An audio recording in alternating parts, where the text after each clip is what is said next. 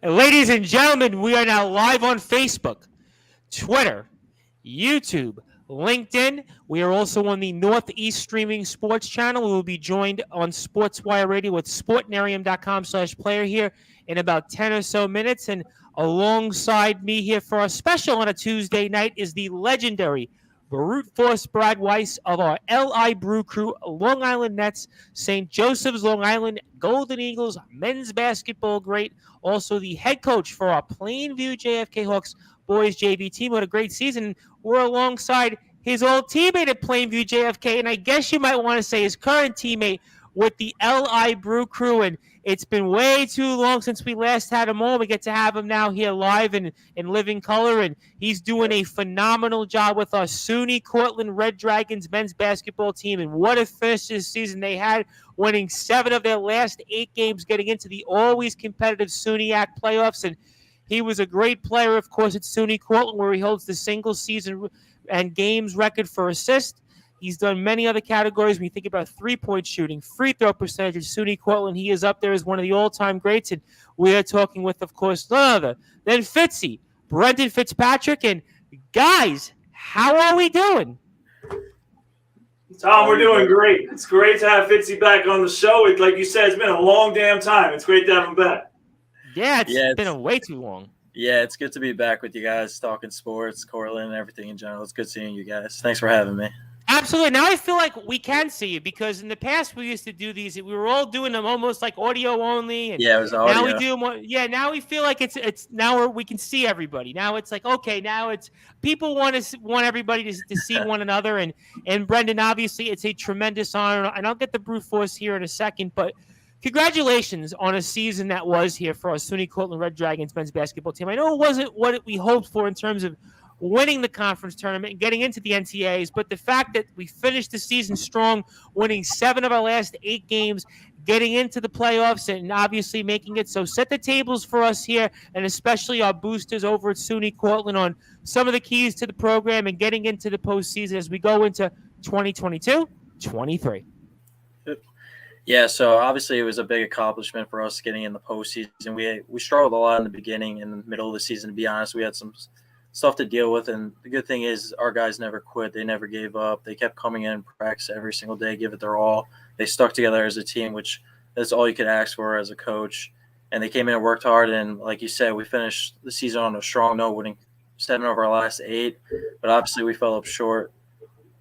In the playoffs, we wanted to obviously win a championship. That's everyone's goal when they're coaching and playing. But we have really good building blocks going into next year. We're returning pretty much, if everyone wants to come back because they have COVID year, we could return our whole entire team. And with the guys we're bringing in, we have a really good chance of being a great team and getting back to the top, which we usually are in the SUNYAC for the 2022-2023 season. Let me ask you this question before I bring in the brute force. And you spoke about the fact that some players have eligibility and such. And it's funny when it comes to this topic, because some coaches are like, well, they've got to get jobs. They've got to go out there and graduate. Then I had Linda Day of the John Jay College Bloodhounds women's basketball team. And she was like, oh, no, her players are coming back. And then I had sort of Jason Gordieso, who was on here a couple weeks ago with myself and the brute force. And it was kind of like, some could maybe play, some couldn't. I mean, how do you fall on this situation because of the quirk with the 1 year with the waiver? I mean, give me your thoughts on where we are with some of our players here in SUNY Cortland, and what's your thoughts? So technically, we really only had 2 quote-unquote seniors this year, but they both have a year of eligibility back next year, and we're trying to bring them both back in AJ Lawn and Riley McAvoy, but at the end of the day, it's their decision. Whatever, if they want to play another year of basketball, they could do it. And if they want to get on with their life, start a job, they do that. But like we fully support their decision and everything. So we don't want to put pressure on the guys. So from your standpoint, as somebody who recently played, it's a little different when some of these other coaches. I mean, you played at SUNY Cortland. You were a great player, and I mean, how do you approach it? I mean, what advice did they ask from you? Because you're a player. It's different with Coach Spanbauer. It's different with Coach Kearney. Yeah. You just played recently. You're a contemporary of theirs. I mean, what advice do you give them? personally, like if I had another year of eligibility, obviously I would play because I love the game a lot. We know you, you'd play. Obviously, I would, right? But I just weigh out both their options, get a feel for whatever they like to do. I don't. It's their decision. Like I said, like I can't make the decision for them. So I weigh out both options. I give my side on both things, the pros and cons. So that's pretty much all I could do. And with these two guys, I played with both of them. I'm good friends with both of them. So they talk to me about all the options. So it's good to be helping them out through the process right now. Yeah, it's a tough thing because again, in one sense, at our level, it's the chances of playing professionally are very slim. So you have to look at it. If you have a chance to get a job and maybe lengthen your career and do something else, you might have to do it. And we'll get a little more into the team in a few minutes. But I want to bring in the Brute Force Brad Weiss because obviously he's chomping at the bits, and obviously your relationship, Fitzy, with the Brute Force is probably second to none. And the Brute Force, I want to give you the floor. I want to give you anything that you'd like to ask Coach Fitzpatrick and anything else that you'd like for those who are watching this here and listening on sportnarium.com/player now. Yeah, absolutely. When you said Coach Fitzpatrick, it just feels weird still. What am I supposed to call him? He's a coach. I mean, listen, we're so used to playing with each other. To call each other coach now is let's be honest. We're all young. We're not old farts. I mean, listen, if I had Gordiessa one, I'd have to call him coach. I mean, we're all contemporaries here. You know what I'm saying? So. But, Tom, it's a great segue to my first question today because, listen, I know Fitzy as a player. I know him as a leader. I know him as a friend. But the one thing I haven't seen, besides maybe with the little kids, but now with the older guys, is this coaching side. So, Fitz, your adjustment from being a player to being a coach like myself, it was a very quick transition. We went from basically our playing career right into coaching at a high level. So talk about the transition for you from going from a player and a very successful player, like Tom said, to now being a coach. What are some of the adjustments and what are the things that you've had to do to learn the coaching position? Yeah, so some of these adjustments, like obviously I played with some of these guys, so now to coach them, it's completely different. But the good thing is, like I was a captain underneath these guys, so I was pushing them every day as a captain pretty much, and I help them out in the coaching now. Like I bring them in, watch some film with the guys, get some extra shots up with them and everything. So it's good to make. It's definitely some adjustments and everything because like I was like hanging out with them all the time, and now like I really can't. Like I got to coach these guys. I got to push them to be their best ability in basketball wise. So that's definitely a big adjustment, but I got used to it. It was really good. Whenever these guys wanted to get some time in the film or gym, I was always there for them because I was a player like that. I wanted to get some extra reps in at all times. So it was good, but it takes some adjustment definitely. Yeah, and then one quick one, Tom, I'll give it back to you. So when it comes to being a coach, because I've had this adjustment now, like attention to detail is a little bit different, like where you're seeing it from a player's perspective. Now you're a coach watching practice and like having to tell kids what to do and all that. While you were the guy on the court, you were the one making adjustments on the fly. But now it's a totally different position. Trust me, it's been a big adjustment for me. And to go on right on your point, Fitz, I mean, you think it's crazy to be have been a player just last year with some of these guys. Yeah. My guys on the JV level, remember our Plainview PAL night where they were in the stands in 5th grade? Those are my players now. So it's pretty crazy. To just think about it, they were in 5th grade and now I'm coaching them. So it makes me feel old as heck. But overall, one other question, Fitz, how has it been, an adjustment when it comes to, technical stuff, whether it's, scouting, like you said, when you're watching film as a player, you're watching certain things. Now as a coach, you're watching other teams' plays, how they do certain things. So talk about that from being a player and a coach, some of the technical things. Yeah, exactly. And like you said, like, being on the sideline in practices and games is completely different. You see like the little things, the quirks and everything that you could make adjustments for guys and overall team.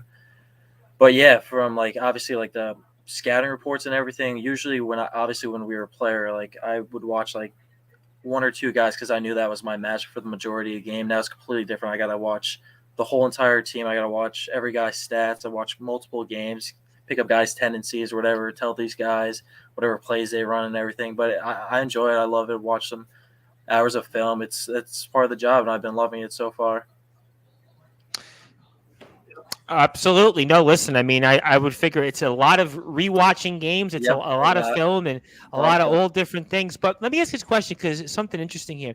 Do you feel different in the sense in terms of how you speak to some of these players? Because, again, you're only out of the game 2 years, not even. I mean, you're essentially, again, it's not different with Brad because Brad is coaching high school players. So exactly. there's still that not wall of separation, but there is a little bit of a gap. So, but with you on the other hand, there really isn't any gap. I mean, frankly, you're in the same boat as a lot of these players.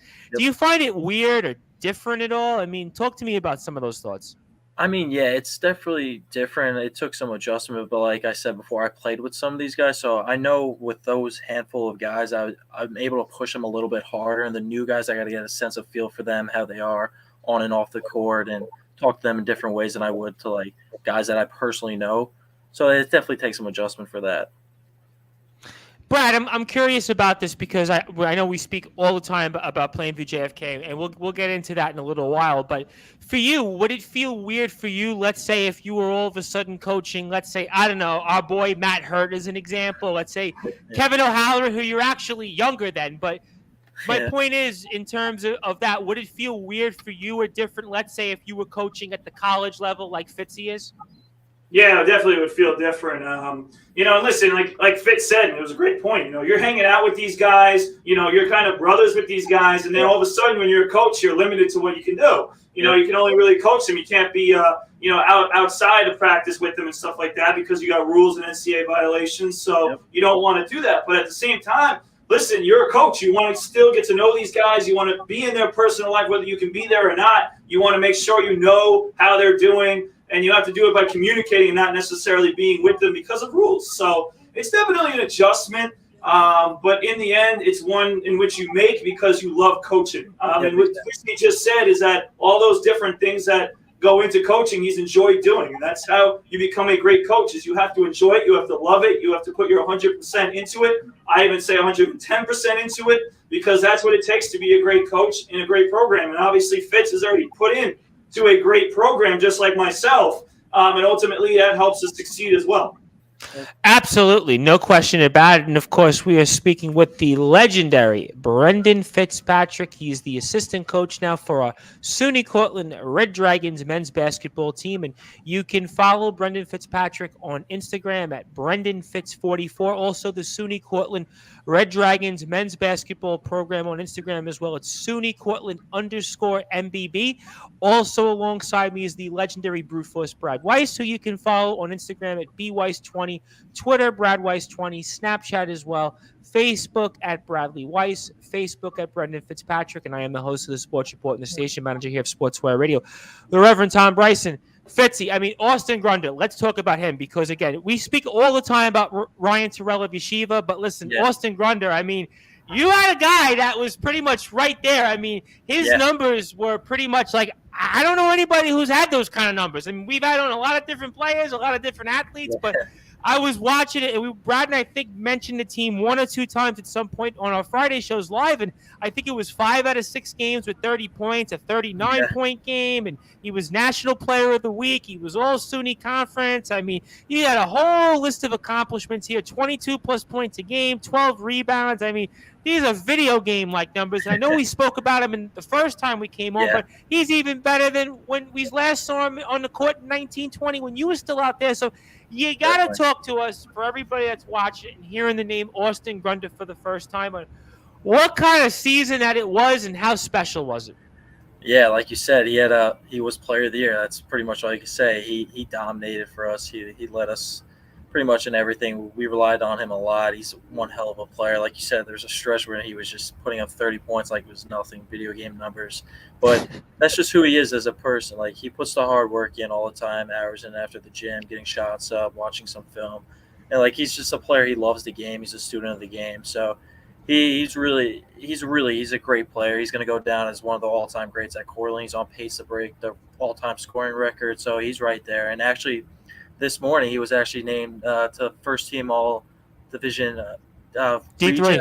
Region 3, D3 region. And he, like you said, I think personally he probably would have won Player of the Year for the region if it wasn't for Ryan Terrell, who obviously one heck of a player. Well, yeah, he scored 50 points this year, and Brad has played against Ryan Terrell, and we've spoke about Ryan Terrell quite a bit because of obviously the Yeshiva and St. Joe's rivalry. So Austin was right there, though. That shows you how impressive it is season. And I'm curious about this, especially for the program.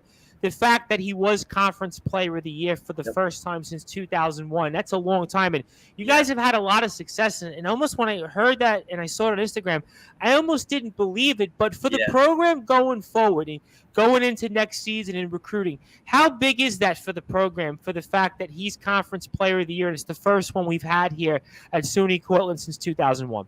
Yeah, so obviously it's a big thing. We've had a lot of first-team guys in general, but not Player of the Year. But like you said, it helps a lot of recruiting. Like, he's got another year of eligibility, so we use that as for some of these young guys that you could get to play with, potentially an All-American, a kid who could, I think personally, could play overseas. So it helps us a lot recruiting-wise because, like you said, we have the best player in the conference. So if we surround him with certain pieces, which we're working on right now, we got some guys right now that's really good. We got a really good chance of being a championship team and an NCAA tournament team. Absolutely, no question about it. And Brad, I'll turn it over to you. Is there anything that you'd like to speak about? Now, I'd love to see Austin maybe dunk on Brad. I don't know, maybe Brad guard Austin. He got a couple bodies this year, dunking. Why do you gotta say that? You give me bad visuals, and Ryan Terrell did it to me. Please don't say that. well, Ryan, listen. Ryan plays a different position. Austin would be more like your position. That's why I think it'd be interesting. Austin, you could put him anywhere. Honestly, that's the great thing about him, which is awesome. Like, we could put him he could put him at a wing. We could put him down low. He's just a great player. We have him bring up the ball up sometimes also. Yeah. Anything you want to talk about, Brad, when it comes to Austin Grunder? Anything that you'd like to ask Coach Fitzpatrick? I'm going to keep calling him Coach Fitzpatrick just for you, Brad. Appreciate it. No, absolutely.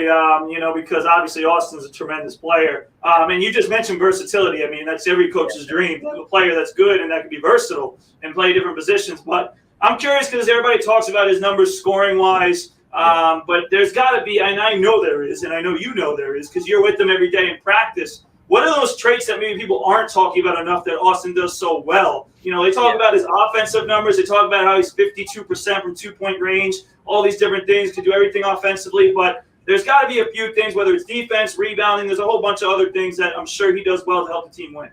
Yeah, he's a really good rebounder. I think he finished the season averaging 12 rebounds a game. And actually 2 years ago when I played with him, he was I think he finished first in the country in Division III with rebounds per game. So that's another thing. Yeah, I think he was 13 rebounds a game, 14 a game that year. It was like sick that. Numbers. But he's a really good rebounder. So that's a big thing in basketball. If you win the rebound war, it's a big part of the game because it gives you extra possessions offensively. And also, he did a great job leading the guys this year. Also, he's one of our captains, so he pushed the guys in practice every single day. And outside of just getting some of the younger guys under his wing, getting some extra shots up in reps, he's a great player all around, on and off the court. Absolutely, no question about it that he's definitely a great player on the court and certainly off the court. I mean, he looks like a freak of nature. I mean, I look at him and it's like, seriously. I mean, Brad's in great shape, but this guy looks like, he's like a man child almost. That's what he reminds me of. Yeah. Hey, listen, I'm a defensive player, and I'm a guy who likes to guard anybody. I don't think I want to guard that kid. That's a kid. I don't need to guard him. Yeah, he's a nightmare matchup for everyone in the conference, which is great for us, obviously. What's going through your mind when you have a player like that who scores? And you were a great player. You were obviously in your own right in school history. You're up there a number of different categories, obviously. Single game record and assist, and you were in the conference third team, and in rebounds and assists, you were right up there. Assist to turnover, you were one of the best in the country, yada, yada, yada. But what's going through your mind when you have a guy like this that's scoring 30 points as many times as he did? I mean, walk me through that. Yeah, so obviously there's times where we could just be like, Austin, go get us a bucket. We'll put you in a position, ISO spot. And some of the things he does is just he makes some tough shots. It's just takes a load off of the coaching staff, obviously, and other players. But yeah, it's just great to watch when I was on court, and it's even better to watch when I'm off the court. He's something special, and like I said, he just takes a load off of all of our guys and the coaching staff. Like, if we need a bucket, we could always rely on him getting like you said, he was putting up 30 points a game. Like, once he's rolling, got to give him the ball. I got to give it to the hot hand at all times. Absolutely, no question about that here. And when it comes to some of the staff, and let's get into Coach Spanbauer, because obviously we spoke about your relationship with Coach Spanbauer in the past. And talk to me about now what it's like coaching underneath him? Obviously, we've talked about your relationship in the past with him, but for those that are watching here, especially Red Dragon supporters, talk to me now about what it's like coaching underneath your old coach, the great Tom Spanbauer. Yeah, like I said in the previous episode, he's one of the best coaches I've ever played under, and he's one of the best coaches, and I think in Division III. He's one of the best. Yeah, exactly. I mean, he's the best you're going to coach for, but obviously all time. I mean, the man speaks for himself. Exactly. He's got terrific numbers, win-loss ratio. But like I said, there's a lot of personally, like Coach Ben, he's an offensive genius. I've learned so much underneath him offensively. Like I was a big defensive guy, like when I got to college. But offensively, like some of the plays he draws up just out of timeout actions is just tremendous. I'm learning so much underneath him, just like the game of basketball in general and just all the like the logistics that comes with basketball also in general. It's just great learning from Coach Ben. He's a legend. Anything, Brad, you'd like to add when it comes to that, or maybe some of the dynamic there between Coach Spanbauer and Fitzy? I mean, listen, obviously when you're a point guard for many years like Fitzy was, he was one of the leaders of that team. I know him and Coach Spanbauer probably had some amazing communication when it came to the offenses, the defense. Like Fitzy was the guy leading the charge. And, you know, those type of players, they translate well into good assistant coaches. So great job by Coach Spanbauer bringing Fitzy back. But obviously it's a credit to, you know, him as just a great coach. Like you said, the record, the program itself, like you just talk about Cortland basketball and no one's going to say anything bad about the program. I mean, it's just one of those legacy, you know, programs. And also, don't forget this, they're in a great conference. They're in a great conference every year. And it's very hard to be consistent in a great conference that has a lot of winning teams, some really elite teams right now. And every year, Cortland is always in the playoff picture. So that's a credit to Coach Spanbauer. That school is obviously great for many reasons, but Coach Spanbauer is the guy leading the charge there, and he continues to do a great job. And it must be awesome now, Fitzy, to be alongside him, just talking to him, just being in the game plans and all those different things, and, you know, leading the team with them. It's pretty awesome to, you know, be a part of that, especially when you have so much love for a coach and somebody who really cares for you. To be able to go back and help him out and be there for him is a great feeling. And I know Fitzy's doing a great job. Yeah, it's great. Like you said, he's built a great culture from player side and coaching side, and it's just great being a part of it on the coaching side this time now. Absolutely. Again, listen, I mean, he's pretty much essentially what Mike Krzyzewski is to Duke, is what Tom Spanbauer is to Cortland. I mean, think about it. I mean, what he's done. Yeah, I mean, listen, at this point, they should probably name the arena, the stadium, the program after him, because all the success that he's had, and obviously, again, huge shout out to him and congratulations on another year well done. But I want to speak about Coach Mo Kearney, because I think Coach is one of my favorites. There's something about Coach Kearney. He's been a big supporter of ours in the past. Obviously, he's always shared our stuff, and he's got such energy. He just, to me, he's what the game of basketball should be like. And talk to me now about coaching alongside Coach Kearney, who I know you had a special relationship with in the past, but now talk to me now what it's like coaching alongside him. Yeah, so touch on the past, like Coach Mo, for guys that know, he actually recruited me to Cortland. So like I had a really good friendship with him when I was a player, but now like I coach alongside with him and I learned so much from him as well. He's been, I think, on staff for 8-9 years now. He's been learning a lot also. He's going to be a future head coach for sure. I no doubt about it in my mind. Like he's a really good coach. He's a great guy. He builds relationships with all the guys. He's one hell of a recruiter also. But like I said, he's definitely going to be a future head coach down the line, and I've been learning a lot from him as well. Brad, I want to ask you this question, because the way I hear Fitzy speak about Coach Spanbauer and Coach Kearney, and I almost hate to phrase it this way, but I want to phrase it. Do you almost wish you had that maybe at SJC Long Island, because you had a coaching change at the end of your career there? I know Coach McSloy was there the last year, but I never felt like when you were there playing, you didn't have what Fitzy had. I know we sort of spoke about that the first time he came on, but almost the way he speaks about his coaches and the relationship that he has alongside them, with all due respect, you're not going to have that same relationship with McSloy and Mantesta. I mean, I'm going to be, you know that. I think the world knows that. Do you almost wish maybe you had had that from your time at SJC Long Island to what Fitzy has there at Cortland? Yeah, I mean, obviously, you know, things didn't go maybe the way that we're planned when I first decided to go there with Coach Span. You know, obviously, you know, listen, we had a great relationship. Things have changed ever since. but we still are able to talk to each other. And, Coach Prentice Small, Coach Robert Carroll, those guys are still supportive of me. I see them on the high school courts. They're still supportive of me. So the support staff is there, but obviously the success wasn't as much as I would have. But, obviously the greatest part about what occurred was the fact that Coach Mike McSloy came in the senior year, and he's done an amazing job with our program ever since he stepped foot in there. And now, he's a guy who I envision being there for many more years. I have a great relationship with him and their staff. Obviously, we talked to Coach Jason Godiezo on this show, Billy Heenan, and obviously Coach Mantesta. It's a program in which, just like Fitz, he can always go back and be proud to be an alumni of that school because Coach McSloy is there and he does such a great job representing it now. So in the end, listen, I say it all the time. I lived through some of the doom days of St. Joe's, but I'm just excited that the doom days are now over and now we're headed in the right direction. And I was a part of, the team that was able to push in the right direction. Absolutely, no question about it. Fitzy, I'm always curious about this, and tell me your thoughts. And I know it might be a different perspective for Brad, but how have you found coaching at the college level so far? Have you found it to be everything that you thought it would be? Is it different? I mean, walk me through that. Yeah, so like I said earlier, it's definitely some adjustments. Like pretty much like when you're a player, it's completely different. Like at the college level, like pretty much like in all honesty, every possession matters and every little thing matters. So it definitely takes some adjustments to getting used to it. And yeah, it's different from high school. The game's much faster, it's much quicker, and like guys mess up. And a big thing like we tell our guys is like next play mentality. Like basketball, like you make mistakes. So it's definitely the college game is definitely a lot different from like the coaching side for me. Like I gotta still get used to it. Honestly, it was only my first year. But like I said earlier, I'm learning from Coach Span and Coach Mo, which is great.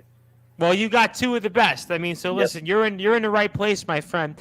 And I'm also curious because obviously we saw what happened with COVID across the country, especially with college basketball. And this is your first year here at the program. I mean, what was that like in terms of the adjustment? I mean, I know things are pretty good now, but the season is pretty much concluded. But in terms of coaching and recruiting and all that, I mean, what was that experience like this year at the college level? We know a bit about it from the high school level with Brad, but from your vantage point, how was all of that like this year? Yeah, so recruiting is obviously a big part of coaching, especially at the college level, because you want to get guys that could come in and win games for you right away and become a championship team. So that was I was on the road a lot. They're like weekends driving 8-hour days going to like back, Long Island back, New York City. I loved it, man. Like it's just a big thing, recruiting, going on the road, seeing as many guys as we can see, and hopefully get them to campus, give them a visit. Hopefully they like it, keep in touch with them as the season goes on and everything, and hopefully lock up some of these guys, and hopefully they become some Red Dragons for us and 4-year players that could help us win some games and some championships. Well, we definitely got a very, very good feeling that if you are going to go to SUNY Cortland and especially play for the Red Dragons, the men's basketball team, Brendan Fitzpatrick is going to be that guy that's going to be showing you around campus. He's going to be speaking with you. And, of course, he was a great player there as well. And we are speaking all things related here to the men's basketball team and much, much more with him here. I am the host of the Sports Report and the station manager here of Sportswire Radio, the Reverend Tom Bryce. And if you like what you hear from Sportswire Radio, please do give us a like anytime on Facebook at Sportswire Radio. 24 hours a day, 7 days a week, 365 days a year. You can listen to all of our great content on sportnarium.com/player. I also want to thank Linda and Mac McGrath of the Northeast Streaming Sports channel on Roku for streaming our shows here. You can catch this show live Thursday, 3 p.m. Eastern Time. We'll play it on Roku. You can also catch us now on the Tobacco Road Sports Radio. They're in North Carolina, Saturday afternoons, 12:30 p.m. I want to thank the proprietor of the station, Desmond Johnson, for his support here of Sportswire Radio. So I cannot thank those people enough. And obviously also want to congratulate some of our SJC Long Island Golden Eagles men's basketball players, including Alec Tabiter and Spencer Malloy, as they were named once again also to the All-Region. Obviously, Alec Tabiter was Rookie of the Year, and Spencer Malloy was third team here in the all region for the D3 hoops. So congratulations to those guys. I was speaking with Spence before we get on the air here, and I made sure I wanted to mention also for Coach Gaudiesa, who reached out. So I want to congratulate those guys. An historic season it was for our Golden Eagles, just like it was an historic season for our SUNY Cortland Red Dragons men's basketball team, because Austin Grunder, for the first time since 2001, he was the SUNY AC Conference Player of the Year. You think about this program, ladies and gentlemen, and they've had some great players. Fitzy was a great player in his own right. They've had a lot of winning, and this was the first player they had in over 20 years to win the award. That shows you something. It also shows you how tough the SUNYAC is, and we are speaking very much more about the Red Dragons men's basketball team and much, much more with Coach Fitzpatrick. And, Coach, also speak to me about some other players here that we can keep an eye on. I know Kareem Lubin was a big part of this player, and he was probably the second best player on the team this year. So, speak to me about some of the other players here on the team that were a big part of the success.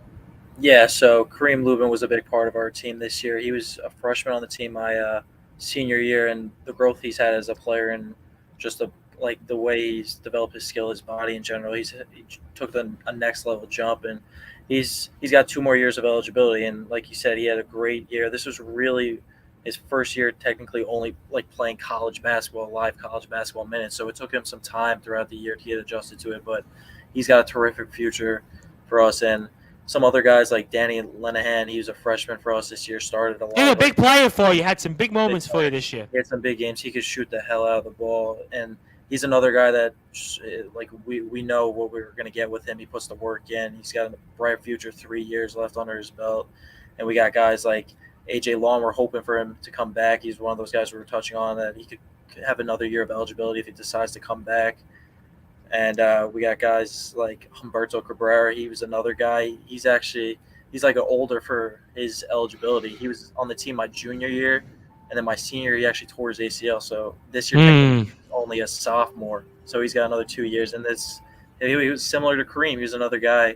He was on the team for a year, never really played, but it took him a lot of growth and development as the season went on. He's another guy that could be a really good player for our team in the future, heading into next year.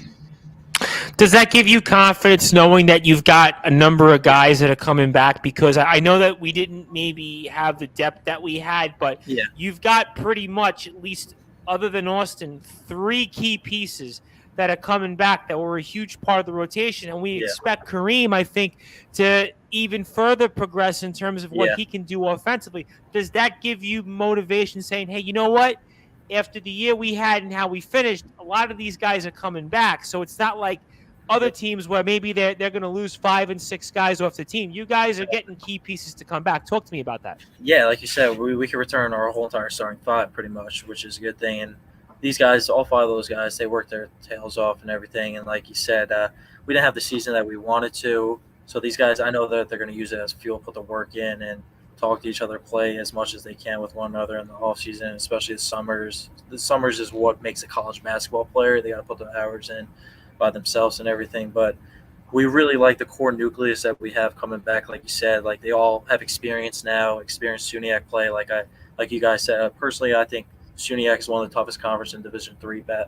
I think, listen, with all due respect to my CUNY followers here, the SUNYAC, I mean, playing in that conference and making the postseason, I mean, it's like playing in the AFC West right now. I mean, the reality of it is like every game there's any given Sunday, literally. I mean, that's how tough. And your conference has always been tough. That's why it's always tough, hearing what you just said, and Brad can appreciate this even to say we didn't have the season that we had, but hello, you guys made the playoffs, won 7 of the last 8 games.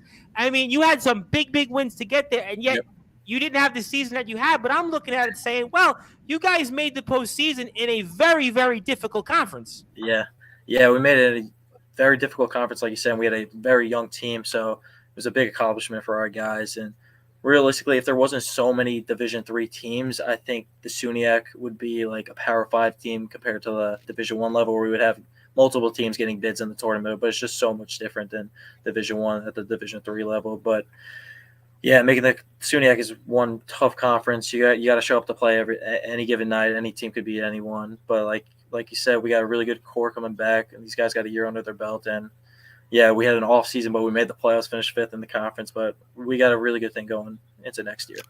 Absolutely, and I definitely think that you guys have a good thing going. I'll get the Brute Force back in here in a second, but for you, talk to me about a key when you knew that this season was going to turn. Obviously, the Fredonia game started the winning streak, but the Geneseo game was the game that put you into the postseason. That's obviously a hallmark win, but was there a moment in this 7 out of 8 run that you said, you know what?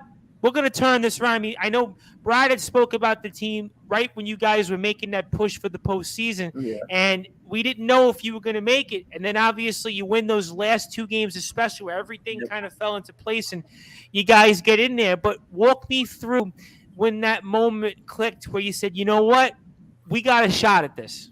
Yeah, I really thought we had a really good group. I forgot when the year, but when we went to Plattsburgh and Potsdam, we won both those games, and that was when Potsdam had all their guys. They were a healthy team. We went into their place and we beat them. That was a really good thing. And then I knew we could have beat anyone in general, and then I think we had a little hiccup. I forgot after that we played like Oswego. We played Oswego at home. We only lost them by 6. We knew we could beat them. We played right then. We played at Rockport. We had a heartbreaking loss. We were winning the whole game, lost on like a last-second buzzer. That was the team that came in 3rd place, and then we lost at home to Oneonta also, which is another game we had the lead, and we let that one go. But I knew from like the Potsdam Plattsburgh when we won on the road, I knew that these guys were going to pick it up. And like you said, we won 7 out of our last 8 games, and these guys never put their heads down when we had some up and downs throughout the year, which was great. But like you said, we finished on a really high note. Absolutely, you did. And Brad, I want to have you jump in because obviously watching this from afar, and it's very tough in that conference especially to win 7 out of 8 games, to make the postseason. And they had some players that they lost. We won't get into some of that stuff, but the fact that they made the postseason having to win 7 of 8. I mean, you sort of had a situation like that in 2017, your first year at SJC, but the SUNYAC, with all due respect to our much beloved SJC Long Island Golden Eagles men's basketball team, the SUNYAC, like I said, is like playing in the AFC West right now. Yep. Talk to me, Brad, from afar, just on how difficult that team that Brendan has did what they did to make the postseason.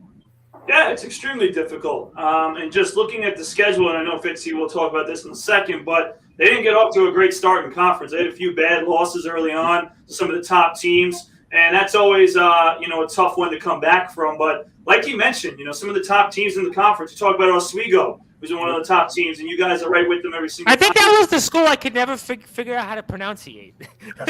Oswego.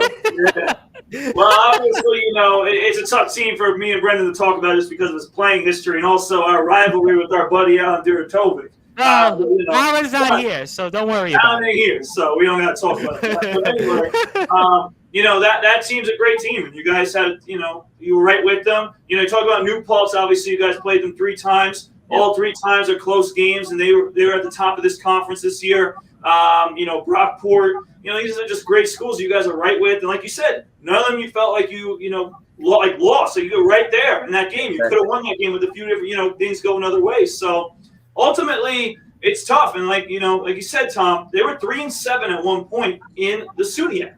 And, that's a tough spot to be in, knowing that you have to be at least 500 to basically get in the playoffs. And they got all the way to that game against Geneseo to give themselves a chance. So it's definitely remarkable. Like you said, it's one of the hardest conferences to ever do it, and we did it. Like I said, like you said, Tom, in the Skyline that year, my freshman year, we had to do it. Won 5 out of the last 6 to make the playoffs. This is the last seed, but ultimately, Cortland did what they had to do. They had some great wins. The win against New Paltz, I thought, was a big one during the season.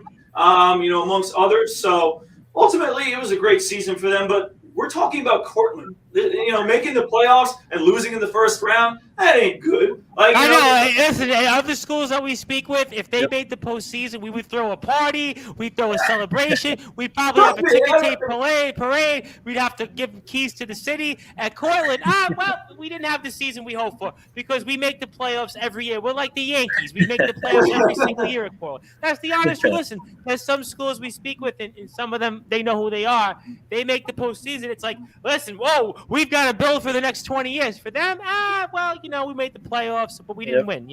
That's what it comes down to. They're almost. It's almost like they're blessed, but they're almost cursed in a sense, because they're blessed because they've won so much. He played, obviously, was a starter for 3 of the 4 years there, and a big part of that, but cursed in the sense that it's so difficult to get into the NCAA tournament. And Fitzy, I want to talk about New Paltz, because you beat them late in the year, but then you lose to them 2 times by 5 points. I mean, think about the wall of separation there. We're talking literally a crack, if that. I mean, when you look back on this season, how do you feel about it? I want to say, if it make you proud, does it make you feel disappointed? I mean, obviously the goal is, like anywhere else, to win and get into the tournament, but when you reflect on the season in New Paltz, you lose twice to them by 5 points. I mean, and you do beat them in between. I mean, talk to me about how you look on those games. Yeah, that's another thing that's just like the SUNY for you right there. Like, both those games actually against New Paltz that we lost, first game we had a 14 or 15 point lead, we gave up, and then the second game we had a playoff game. Actually, we had a 13-point lead and we gave up. It's really tough, but that's just basketball for you. It's a game of runs. Teams get hot at certain times and teams get cold at certain times. But New Paltz is a team who beat Oswego. They were a Sweet 16 team this year. That's another thing in the SUNY. Like, anyone could beat anyone, and like some of these teams, like even my senior year, we should have beat Brockport. We lost them in overtime. They hit a lucky 3-point shot at the buzzer. They were a Sweet 16 team, and the season got canceled. They could have been a Final Four team. That just shows how good of the SUNY is. But like those 2 New Paltz losses, that's just basketball. Like, obviously we should have won those games, but it happens to every team every year, where they lose some leads, they get cold, and some of the guys just struggle on the court and then just finish losing. But like you said, like we finished the season strong. I'm proud of these guys, and I'm proud of what we did, even if we had some tough losses throughout the year.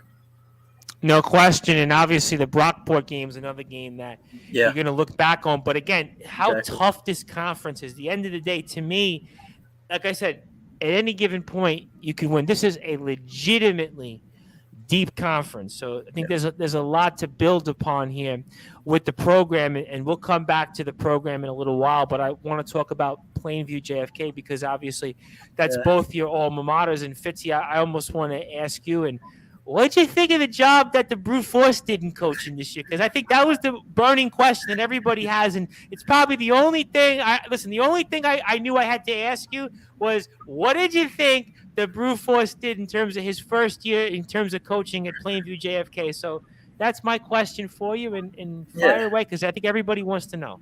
Yeah, Brett did a great job. I didn't expect anything less from him. Maybe he did a great job with the JV guys, and obviously he did a great job helping out with varsity the first time ever getting to a county championship game. So I couldn't be more proud of him. I know, I knew what he was going to do and accomplish, because he puts the work in, like you said, and he did a great job this year with JV and varsity. He's got a bright future with Plainview going along. No question about it, and I want to then bring in the aforementioned Brute Force, Brad Weiss. I mean, obviously, you got the ringing endorsement from your old teammate and such. I mean, you want to talk about that? You want to talk about the team a little bit? Because I know that there are people out there from Plainview JFK that would like to hear some of that and just the success that the program did have this season. Absolutely. And like Fitz said, it was an amazing year for the program. And obviously, I was just honored to be a part of it in my first season back at Plainview, to be able to be a part of a great JV group that I endured. And, listen, like Fitzy had, very similar. We talk about starting 3 and 7, in the SUNY. I mean, I started 1 and 5 with my team, and it was a tough start. But, just like Fitz, we finished strong, 11 out of 13. And for both of us as young coaches, I think it just took the learning curve, and then we finally, and the only thing that's different between me and Fitz is obviously that I'm the head coach of the JV team. I had to take, it right on the chest as the head coach of us struggling early on. So ultimately, it was just great. And then the varsity program, listen, and I hate to say it to Fitz, but he was one of the best players in our school's history, and we just saw arguably the best player in the school's history play in Dylan Banner.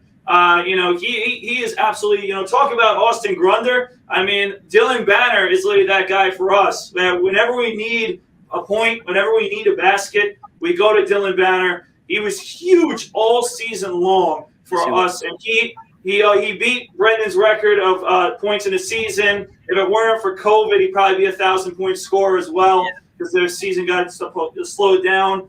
But Dylan's one of the best. Obviously, I'll let Fitzy, talk about the team as well from seeing it as afar. But, we had some great seniors. Brody Gursky, our point guard, a great shooter, a great athlete. And, as small as he is, one of the toughest kids I've ever seen. One of the best box-out guys. Coach Bernardo loves him for his box-out. So, we always love assistant coach Bernardo. And he loves things. Jacob Goldfarb, a guy who was cut last year and comes back on the team and ends up making it and being the best defender, arguably, in our conference this year, shutting down anybody who he asked him to shut down.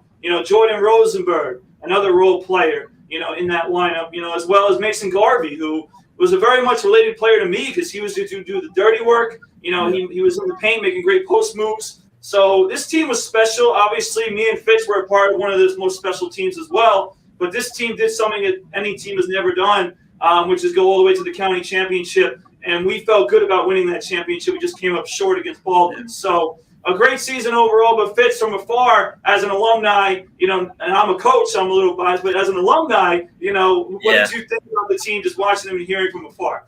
No, it was a great part. Just following it. I was following every single game, texting you, Coach Harris, before every game, wishing you guys luck. Like you said, you guys had one hell of a season. Coach Harris, Coach Bernard did a great job with these guys. And like you said, Dylan Banner was a great player, but a thing that people don't realize, I think the players around him were really bought into what you guys were giving them, and they followed everything. You had some really good role players around Dylan. Dylan was a great player, had one hell of a career, and I'm proud of him. He won. He could finish Conference Player of the Year, right? Yes, he did. Co-conference player of the year. He's player. What's with these co's? We did a segment, and Mike McSloy was co-coach of the year, and he gets co-player of the year. What's with these co's? I mean, I don't know, but Dylan was one hell of a player. He had a great career, and he's got a bright future in baseball. He's going to Albany for baseball, but like you said, I enjoyed following you guys. It was awesome being an alumni, watching this program take the next step. Like you said, we had a playoff run. Your senior year, my junior year, my senior year, we had a playoff run, but we never got over that hump to get to the county championship, and these guys did it, and they had a really good group of guys. I could just tell from following the social media page on Instagram, they really were a team, very, very team-oriented guys. They were brothers. They were really close with one another. They were bought into everything. They were a great team. It was a great part to follow them along this journey that they had this year. Yeah, and I'll say one more thing real quick as, again, a coach on the roster. And we talked about Brendan and his, scouting and the adjustment from being a player to a coach. Obviously, in the JV level, my job is player development and, getting these guys ready for the varsity level. But on both levels, I was very active in scouting. Actually, if you ask Coach Harris, Fitzy, he'll say that they nicknamed me the FBI. Just because I'm. I thought that was funny. I would think we brought up. Was it last week that came up? The FBI mentioned. Yeah, so I've been nicknamed the FBI. So that because of my recruiting, because of my scouting reports, which are a couple pages long, just getting ourselves ready for each opponent. But it was awesome because the way the kids worked made me want to do it and do it even harder and better every single time. Exactly. So it was a pleasure to be there. And another thing I have to say, because obviously me and Fitz are going to agree on this one, and it was highway robbery this season that Mike Harris wasn't the coach of the year in our conference. He did an unbelievable job with this group.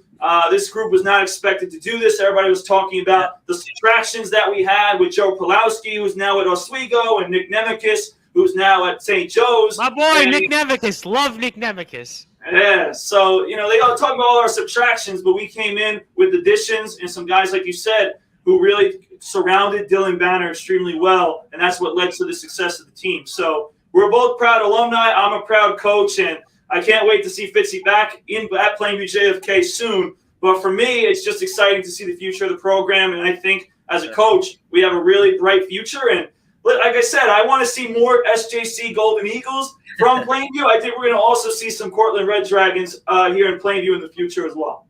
Yeah. I want to ask Brendan on that because that's an interesting point, and we know SJC, we speak SJC till we're blue in the face. But Brendan, you're from Long Island, and I'm curious when it comes to getting somebody to play in Cortland because there is a bit of a commute. It's not like for our players in Nassau and Suffolk or even someone on the outskirts of the Queens, Long Island border. Where for them, you know what? It's maybe you could play at SJC Long Island, but for Cortland, it's a different ballgame. I mean, how do you approach recruits in that sense? Because obviously, geographically, I'm sure that a lot of the program focuses on, let's say, the Hudson Valley area, which is, for those that might be watching, is kind of in the middle of New York State, which is kind of like in the middle, almost like center right in terms of geographically where their school might be. So walk me through that in terms of how do you try to recruit Long Island players to come to Cortland? Yeah, so a good thing about like Cortland, like you said, it's pretty much like right smack in the middle of New York. So it's not really so far from everything in New York.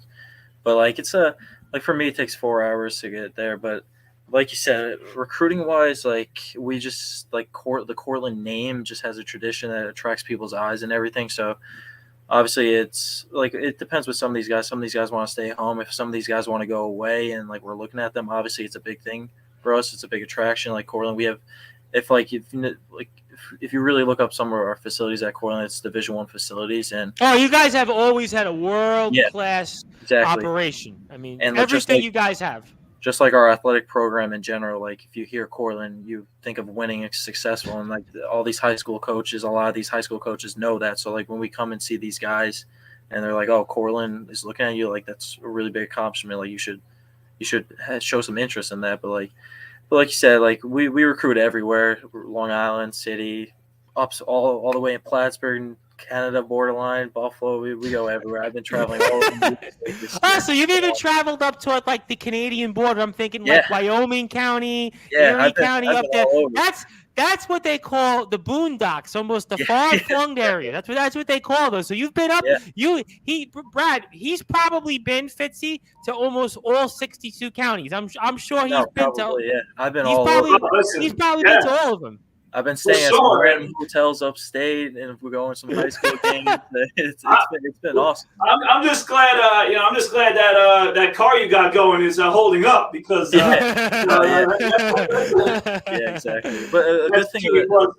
Let's just hope for your sake that gas prices go down because. Oh my God! Listen, I was hearing that all day today. The people and gas prices. So that's another topic. But I'm curious though, in terms of that, Fitzy, in terms of getting out to all these different places that maybe you would not have been, certainly when you were playing. I mean, what is that like traveling to all these different counties throughout New York State?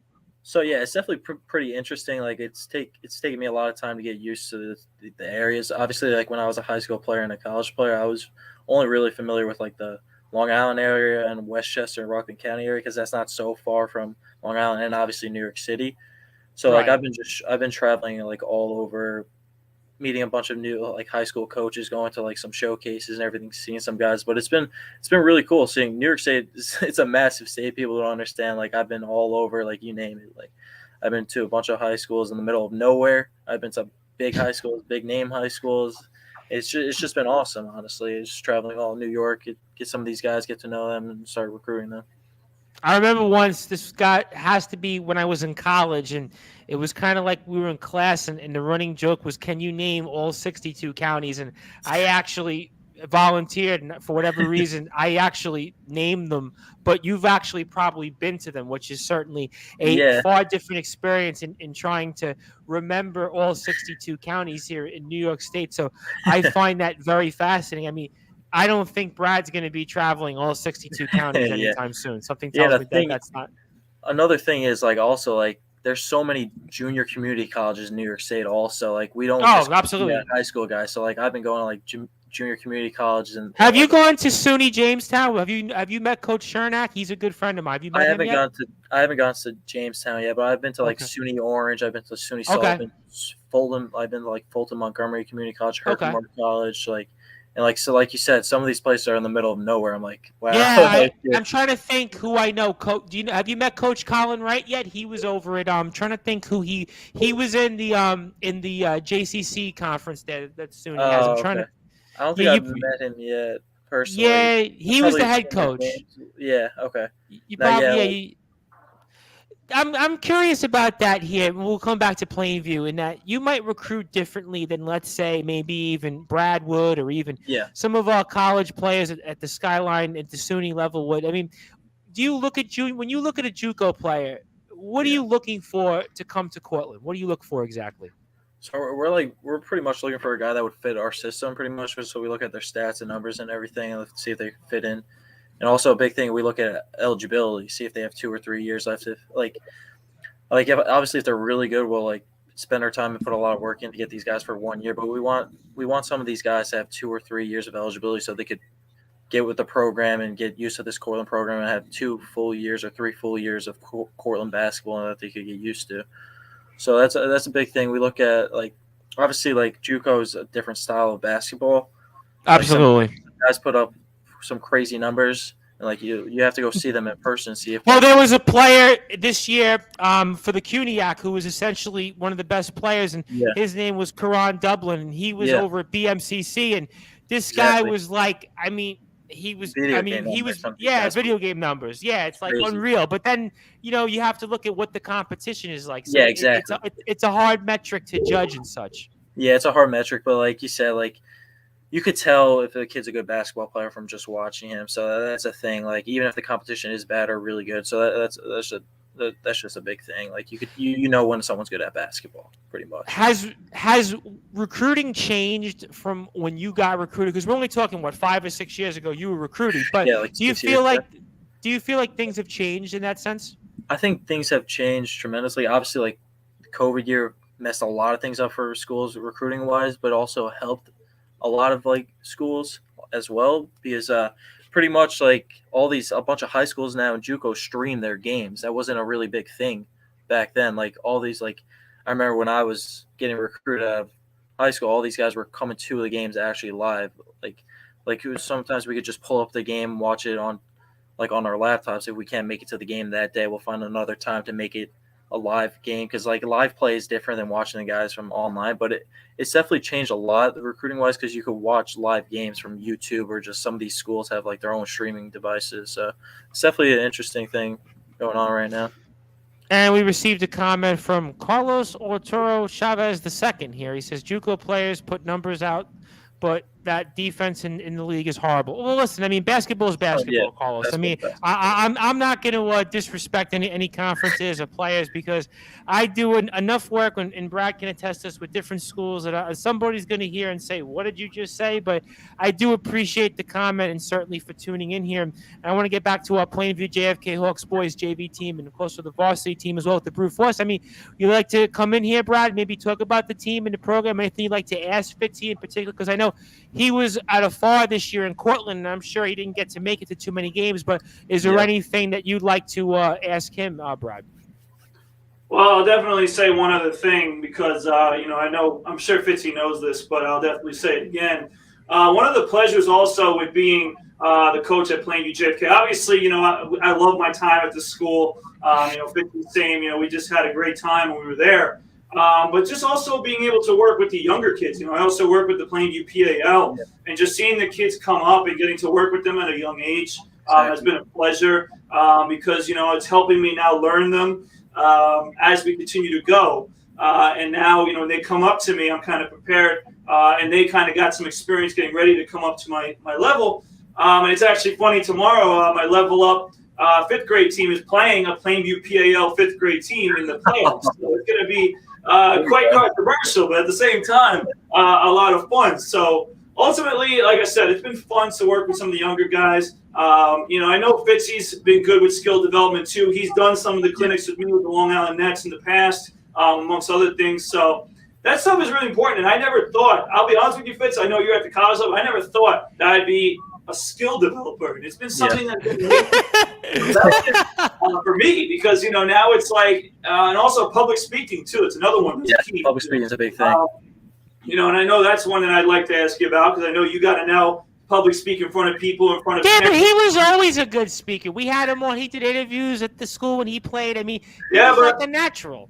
You can be a good speaker, but when you get put in front of people that, ask you some questions, or put in a tough spot, it's not easy. So, and that's certainly something that I've had to adjust to. The other week, and it's on YouTube.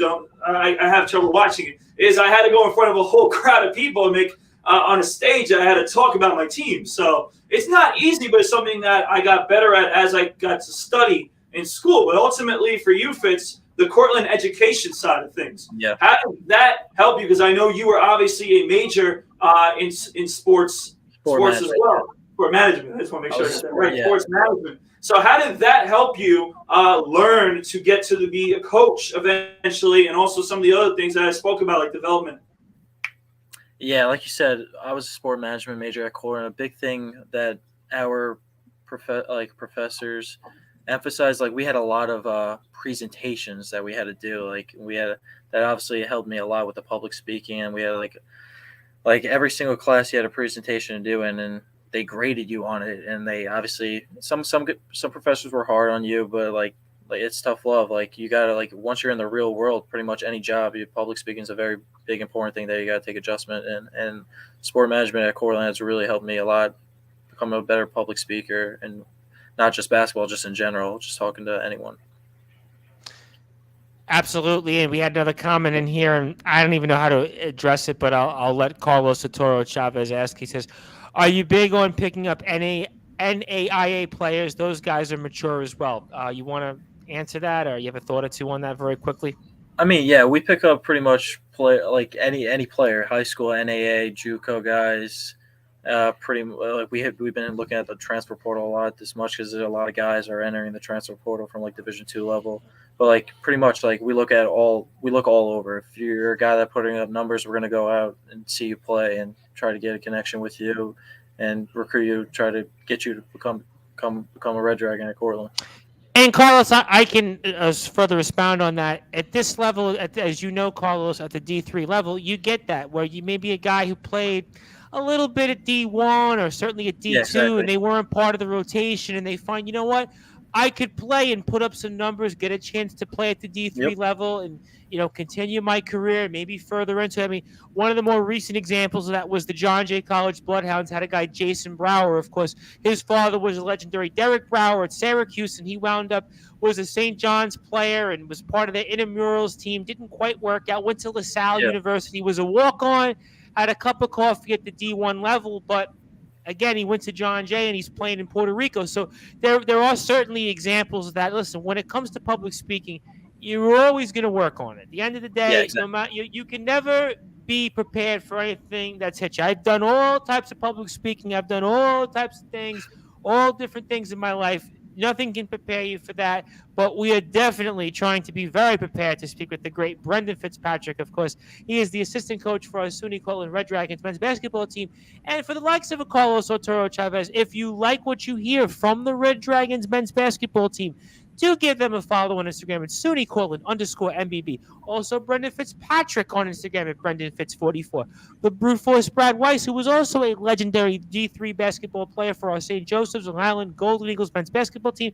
And, of course, we are continuously reminded of the fact that he has a poster at the Danzy Center on Instagram, BWeiss20. Twitter, BradWeiss20. I am the host of the Sports Report and the station manager here of Sportswire Radio, the Reverend Tom Bryce. And I do want to make an announcement here. Speaking of coming to Long Island, because I'm going to make the announcement here, and I am actually going to be coming out to your guys' way at some point to the All-American Burger. So hopefully on a day like today when the weather's warmer, we can all congregate and meet. I know that I'll certainly look forward to holding court front and center. I've gotten a few messages from that, so I will definitely be coming out to the All-American Burger. I think quickly we just got it because we haven't gotten Fitz's take on it. What's your take on All-American?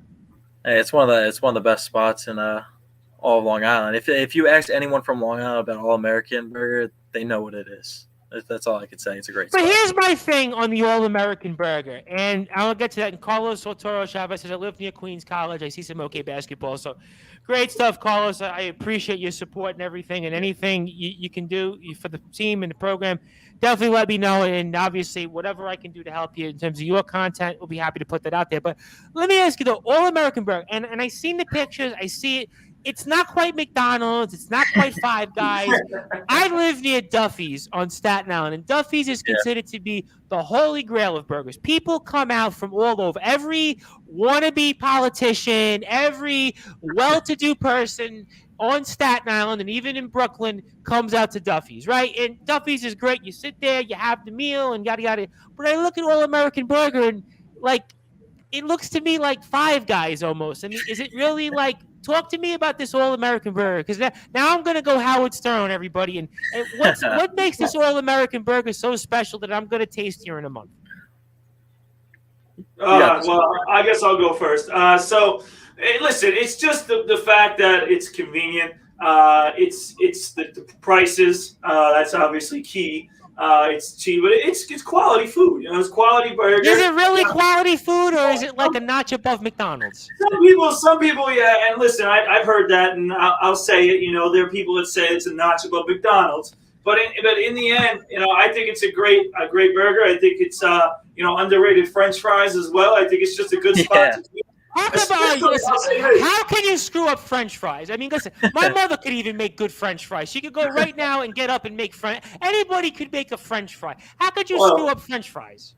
Like I said, it's just the tradition, the spot, the prices. I think it just all goes together, and especially after a day of Brew Crew softball, there's probably nothing better than go All-American Burger. Well, I'm going to come out there, but what the burning question on my mind is, I hope I'm not going to have to do a number 2 right afterwards, because that's always the judge of a place. Like, no, in all seriousness, like if I'm going to have a stomachache and I'm going to have the runs, because I go to Duffy's, and Brad can attest to it, Duffy's you're paying for, it's a real meal. You're getting like a $20 hamburger. I mean, I don't want to, brag here that I'm a millionaire, but I feel like when I go to Duffy's, like I'm getting a real meal. Am I coming to All-American Burger? Bottom line here, am I getting? Is it like I said? Is it Five Guys? Is it McDonald's? I mean, I got a feeling here that it's the spot. I get it, I see it, but something tells me I'm going to be disappointed here.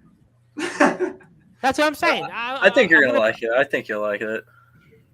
Well, I hope so. I mean, we're going to find out. I'm sure you guys can definitely. I'm expecting a crowd here because I gotta try that place in Staten Island, though. Definitely. Well, listen, every person that comes, funny, every person that comes to Duffy's, they never pay with me. I will say one thing: I don't know of any person that's gone to Duffy's when I go has ever had to pay. So I will say, if you come out to Staten Island, and any coach that's listening to this, any player.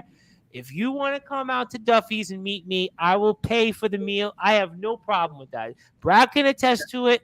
So if you're on the record hearing this, I just wanted to get that off my chest because I'm coming out to the All-American Burger next month, right around this time. I'm going to make sure I'm coming in an evening or during the day when I can get a crowd. I had Jason Gordieso message me. I had Facina message me. I had, obviously, the Brute Force. I had a guy, John Gonzalez, message me. I had a number of different people said, "You're coming to Long Island for the All-American Burger." And I said, yes, I am. So I'm expecting to meet some people here. So I just want to get that off my chest here, this All-American Burger. And I got to ask real quick, and we'll get to the Brew Crew and some other things here. Marshall's Ice Cream. Brad said he hasn't tried it. What do you know, Brendan, about Marshall's Ice Cream? What's the deal with that? Because some people I hear, I haven't tried it either, in all honesty. Really? It's like right next to it, though. Here's what I don't understand. I think people don't try it because when they go to All-American, they get a shake with it. That's usually a thing. That's true. So you guys go for the shake when you're. I go for the chocolate shake every time. All right. So basically, that's the reason why. But then, how do they stay? How do they stay in business then? I don't understand it. Some people might just want some ice cream and just go there. I guess I don't know. All right. Well, I mean, I'm an ice cream person, and by that time in a month from now, I think the weather will be even a tad like today. So I'm going to have to do the Long Island tourist thing, and I'm going to have the All-American Burger and the Marshalls. So I'm going to do the whole thing. I'm going to sit. Like I said, I'm looking forward to a crowd. I'm expecting people to show up here. So I'm going to be disappointed if nobody doesn't come and meet me. But we'll make that happen here. But speaking of some things here real quick, and obviously I want to get a little bit on this. I mean, Brew Crew season's coming back here. I mean, who was coming on the team? What are we looking forward to? I mean, I know I'm assuming Googs is going to be back. The Supran brothers. I mean, Brad, you probably have more 401 on this than Fitzy. So what can we expect for the Brew Crew? Yeah, well, obviously we're expecting another great season. We're coming off a few, like we talk about Cortland, where the expectations are here. The Brew Crew expectations are all the way up, especially when we call ourselves Long Island's premier softball team. And in the last few seasons, since the championship, I guess it hasn't been up to our standards. We've been trying to build the roster and get a consistent group there, but we feel as confident as ever that this year is going to be the path to the right track again. We feel that we're bringing in some of our key players back here in the spring that are going to help us, go out and win some games for the Brew Crew. So we will have some additions. I know that they're still working on that, which we'll talk about here going forward on the show. But, the guys that we know will be back for the most part. Fitzy will join us back in the summer. But in the springtime, we'll hold down the fort. I'll hit some bombs for us to help us win. And ultimately, the Brew Crew will be back in force. I'm excited for the season. It's going to be in a couple weeks, early March, to get back on the softball field, especially if it's a day like today, which was a nice day. Today was awesome. Today was a great day. These are the days we're waiting for to get back on the softball fields on Sunday mornings. So, like I said, the plan is Sunday morning wins, some All-American burger and a great day on Sunday. So, ultimately, that's the key here. But the Brew Crew's ready to go, and we'll be back in full force very soon. Well, I'm sure Fitzy's going to definitely be working on his swing, and something tells me the Brute Force will be in a batting cage or somewhere. But I almost got to ask you guys, going back to the championship run, especially in 2020, it was so weird watching you guys end the season in November. I know that 2020 was like a weird year to begin with, but it was really warm for so long. But that was weird watching the championship game, and you guys were playing in November, 40-degree weather. I mean, that was bizarre. I mean, try not to play in November for softball. I mean, I don't know if you can work on that or not, but that was weird. I mean, I remember some of those games. There's one specific that I remember. It was freezing. I was 39 degrees or something like that, or 38 degrees. It was in Rockville Center. It was a really bad field, and it was just freezing. It was 30. It was bad. So those are the games that we could live without. The warm weather definitely is good for softball. Yeah, I don't think softball should be played anything under 55, because I feel like softball is all about afterwards, just going out, having a burger. If you have a beer, get hammered, whatever it might be, and just have a good time. I mean, obviously, I'm not going to condone anybody who wants to drink and such, but in terms of that's what I think softball should be. But obviously, we're looking forward to the season coming up. And speaking of seasons here, I mean, Fitzy, what do you think about your Dallas Mavericks? I mean, it looks like the Mavericks are starting to put things together here of late, aside from the Knick game. But Luka, obviously, looks like he's putting things all together now. Yeah. And give me your thoughts on the Mavericks right now, as I know you're watching the Mavs. Yeah, they're playing really good basketball right now. Luka, he's catching up with Jokic and Embiid for the MVP race. He's having one hell of a season, especially after All-Star break. He's putting up insane numbers. And Austin Grunder-like numbers. yeah, exactly. I think Mark, personally, I was upset about when we traded Kristaps, but it's working very, very well for us right now. Spencer Dinwiddie's doing a great job, and I think I always like Spencer Dinwiddie with the Nets, by the way. A good player. Yeah, we just surround Luka with shooters and lob threats, which is a really good job. And I think Coach Jason Kidd should get a lot of recognition, because we were one of the worst defensive teams last year. We were so bad. Now we're top 5 in every defensive category this year. He's been doing a great job. So I'm looking forward to the Mavs. I think they're 4th in the West now because the Jazz just lost last night. I might have to double check. Yeah, they were 5th, I know, going into yesterday's game. Yeah, but they're doing a great job. I'm looking forward to it. I love watching Luka. I love watching the guys around him. We got some really good pieces. It's going to be interesting, Brad. Luka in the MVP race. Something tells me, though, Embiid is going to get it. Yeah. But Luka is making a run for this year. I mean, it's certainly an interesting discussion because now that we've got maybe about, a month or so left in the NBA season, now you start thinking about who's going to win the MVP here, Brad.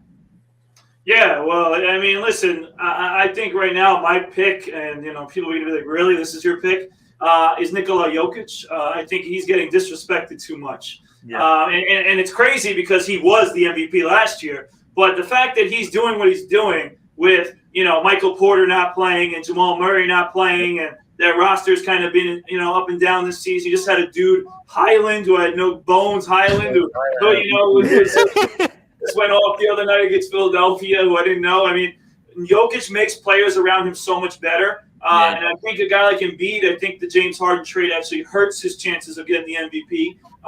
And listen, a guy who I think still should be in the conversation as well. Two guys, I'll give you two. Ja Morant, obviously with Memphis, and DeMar DeRozan with Chicago. I think those are two guys that still need to be in that conversation just because of the seasons that they've had. But Luka Doncic for sure is definitely in that conversation. And Fitz, I got to ask you because I'll get to the Knicks loss in a second. But, ultimately, we all know who your favorite player is of all time.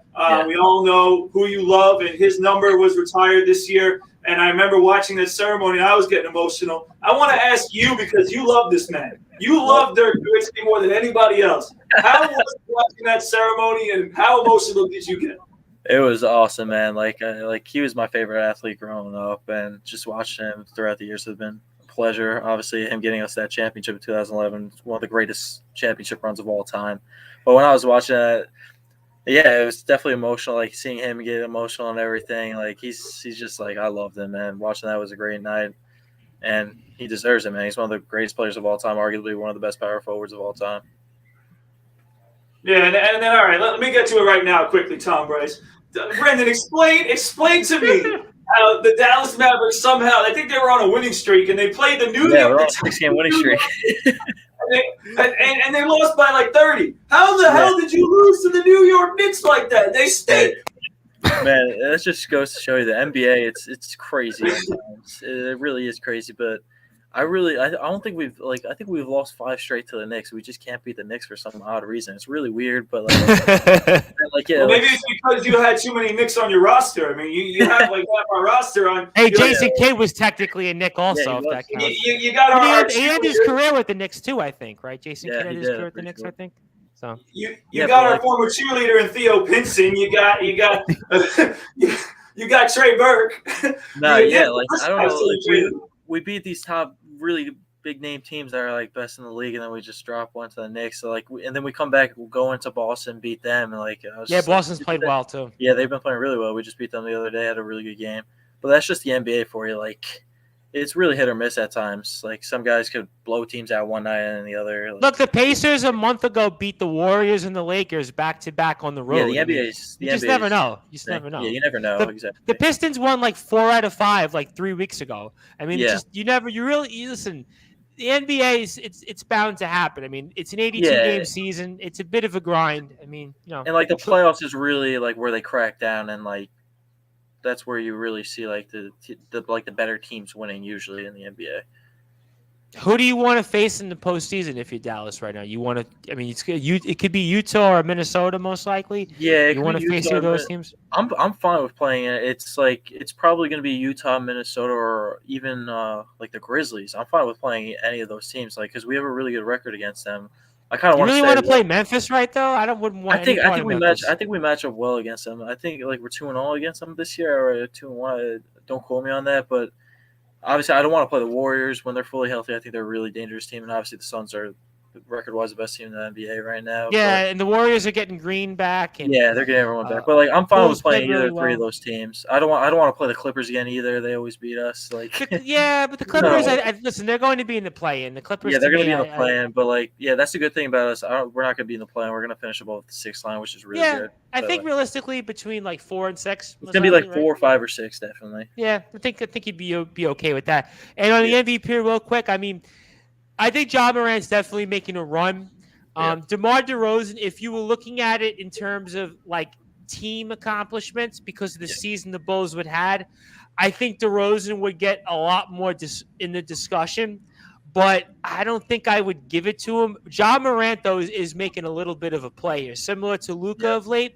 I don't think Memphis will catch Phoenix, even with Paul being out and such, but I mean, Ja Morant, the way he takes over games, and especially against those aforementioned New York Knicks on Friday, certainly Ja Morant leaves a lot to be desired. I mean, anybody want to speak about those New York Knicks? I mean, Brad, anything you want to get off your chest there on those Knicks? You know you want to. Fitz, I'm sure you see our clips on Instagram and you watch our shows and you see me go off on the Knicks. I mean, it's just a tragic embarrassment to watch this team play. I cannot watch this team play. I mean, the fact that we have been this bad, I mean, between the Knicks and the Lakers, and obviously the Lakers are the bigger disappointment, but the Knicks, I mean, the fact that they were a 4 seed last year, Julius Randle was an all-NBA player, he was an all-star, and this year he looks like a straight bum. And that's the best I can say, okay? He's been awful. All right, he likes to play well in the first, the second, the third, the beginning of the fourth. When it comes down to the end of the fourth quarter, he's the most unclutched player in the NBA. He is terrible, and the team around him has been just as bad. Besides R.J. Barrett, I like the way R.J. Barrett's playing. Mitchell Robinson has had a good season as well. I mean, but it's just the Knicks are a disaster. They signed Evan Fournier because he was good in the Olympics and he can't guard anyone. Kemba Walker is supposed to be their point guard, and he's been nothing but a shell. Oh my God, Kemba Walker! Is that the worst free agent signing this year? That situation is just crazy. It's so weird. So it's typical, Fitz. And again, it's typical for the Knicks to be good for 1 year and then bad for 6. It just seems like the same tragic embarrassment that I have to continue to endure. And listen, I remember in high school that 1 year the Knicks were good. I was all over Fitz, crazy, and then he knows I've been dead silent since, basically. So I can't say anything. These Knicks, they don't back me up. They're terrible. They're a tragic embarrassment to New York as a state. The United States as a country, basketball as a whole is of basketball, and they are an embarrassment every single year. So those are my feelings on the Knicks. And ultimately, I said a few weeks ago, it's not going to happen, but I have considered fandom change. I've never done it in my life. You can't do that. That's like front running. You can't front run, man. I can never. I would never do that. It's just hard to root for this team. Like there's nothing. There's a clown at the top. But you're a Jets fan. How could you've won? You could have changed the Jets in the past. I've seen some bad. The Jets made a few AFC Championship games. Yeah. Plus, the Jets right now look. They made some good moves. But the fact of the matter, though, is, I mean, the Jets in our lifetimes have never won a Super Bowl, never been to a Super Bowl. I mean, we've won, 2 division titles in our lifetime, 98 and 2002. I mean, it's really the Jets. And the Jets have a lot of futility. I mean, to be fair, you are a Jets fan, and you're a Mets fan. I mean, we all know as Mets fans, I mean, there really hasn't been much to celebrate. It's like every 8 years the Mets are good, and it looks like we're going to be good this year. But to be fair, you can't change teams. I mean, especially being in New York. I mean, other than the Yankees, like all of our teams suck. I mean, even the Giants. The Giants have won the 2 Super Bowls, but that's like a generation ago. I know, but the fact is, you still can't change teams. Yeah, I would never change teams. Never. Well, Fitzy, on that point, why don't you tell us how you feel what the Giants have done? I mean, they've kind of reconstructed. Yeah, they've emptied out house pretty much. I like what they've done with hiring a head coach, offense coordinator, new GM, all that.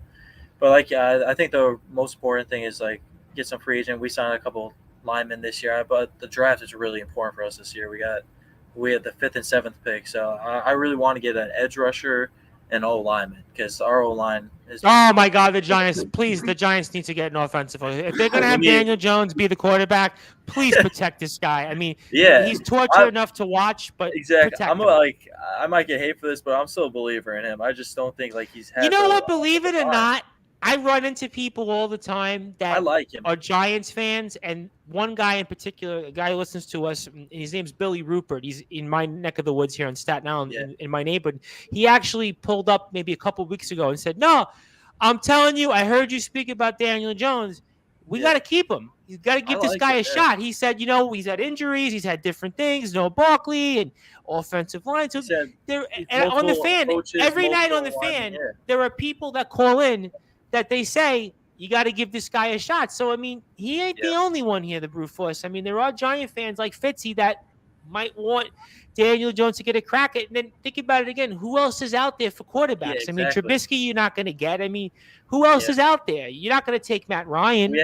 We actually just signed Tyrod Taylor as our backup, or who knows, might be our starter as the season goes on. Tyrod Taylor. Oh, listen, I think Daniel Jones. If we get him protection, I think he could be good. We have the weapons. It's just he's never had protection. I feel bad. He gets a lot of hate. Obviously. Listen, they're in the NFC too. They play in the NFC least. Yeah, there's a different winner in that every year. Yeah. you play against the Cowboys, who we all know are tragic. They're playing against Commander Carson now. All right, Commander Carson. You know what? Yeah, he's Brendan, have you talked to Jake Supre about this nonsense? Yeah, we have to. Oh, yeah. Definitely the Commanders, yeah. Oh, God. Does he have like a vote in the name? Did Jake Supre like actually have a vote in this? Is he That's like a good question. I might have to. We might have to ask him. we have to get him on, or at least his brother on, because I don't know if Jake would be allowed, but I'm sure his brother's not doing anything right now, Brad. I'm sure we can get Kyle on one of these days and maybe ask him to like find out. But yeah, Carson Wentz, I don't know what to make of him. I mean, the numbers were good, but the last 2 games of the season, you kind of like you were shaking your head. I mean, I do think the Giants, that division, I do agree with Brad. That division's not very good. I'm not Philadelphia. I don't believe. Yeah, I don't really believe in Philadelphia. I don't believe in Washington. I mean, Dallas, they've always got the talent, but never do anything. I mean, they'll be good in the regular season, and then they'll lose in the playoffs, like usual. Yeah, so I mean, that's why the draft I do think is pretty important for the Giants. Really I really do think. Yeah. But you know what? Listen, I think the coach, they got the right people in there, but it's like the Jets right now. To me, the Giants are like a year behind the Jets, if that makes sense. Like the Jets made the change 2 years ago with Salah, and now they're kind of like they're building, like Brad said, toward like I don't know if the Jets will make the playoffs, but like the expectations is like the Jets can at least maybe compete to be 500, if that makes sense, right? With the Giants, they might be like a year behind that, but they play in a weaker division than the Jets. I mean, the Jets play in like such a weak, tougher, a little bit of a weaker division, tougher division that, you know what, maybe it's a little difficult. You're in the AFC. Like Brad pointed out. I mean, anything else, Brad, you want to ask Brendan? I know you've always got stuff on your mind. So before we close out here in about 15 or 20 minutes, I mean, is there anything that you'd like to ask Fitzy specifically before I get a thought or two in? Yeah, absolutely. We'll stay in the world of sports right now, and I'll pivot back to basketball because I know that, like myself, I was a teammate of this kid who also Fitzy played with at a younger age, and that is Doug Niblock. And Doug Niblock and the Bryant University team got into the tournament. They beat my Wagner Seahawks, which I don't live far from. Seahawks from Staten Island to get there. And obviously, Fitzy, knowing Fitzy, he probably was like his eyes lit up when he saw that fight in the stands because he was well, my first thought was, what did Doug Niblock do?